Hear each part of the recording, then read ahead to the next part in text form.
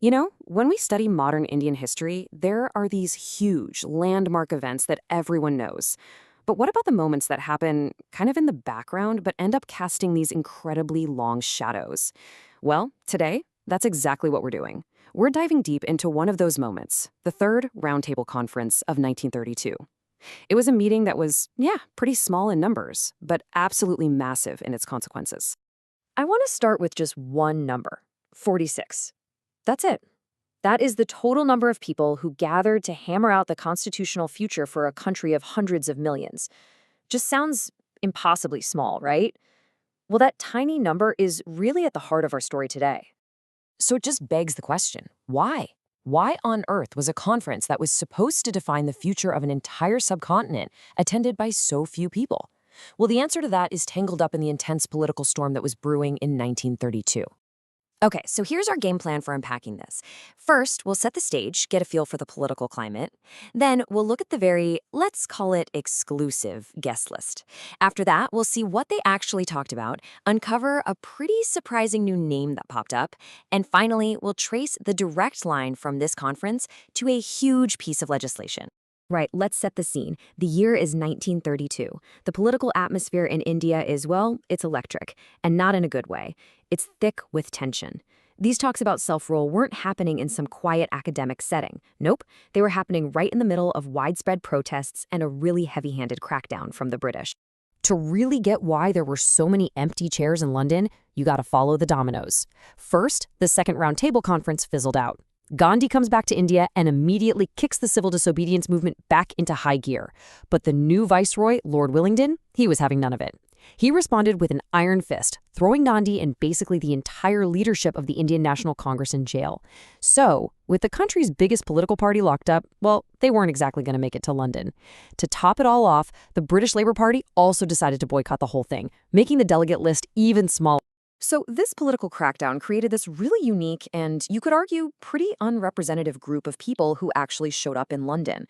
The story here is as much about who wasn't in the room as who was.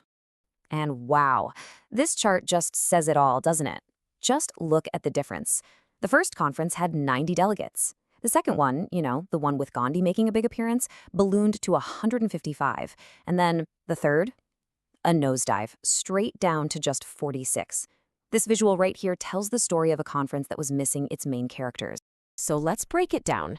Who was out and who was in? The list of no-shows was, frankly, monumental. The Indian National Congress, Muhammad Ali Jinnah, the British Labour Party, all out. But, and this is super important, the people who did come were also a huge deal. You had powerful representatives from the princely states. You had Dr. B.R. Ambedkar fighting for the depressed classes. Key leaders from the Muslim League like Aga Khan III were there. Plus, you had crucial voices representing women, the liberals, and the Anglo-Indian community.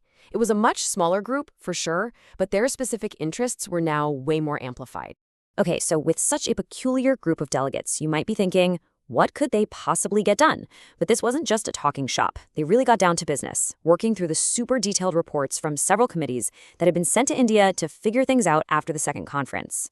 The agenda was basically built on these three massive reports. The Lothian Committee's report on who gets to vote, the franchise, was a huge deal because its recommendations became the foundation for the very controversial Communal Award, which set up separate electorates for different communities.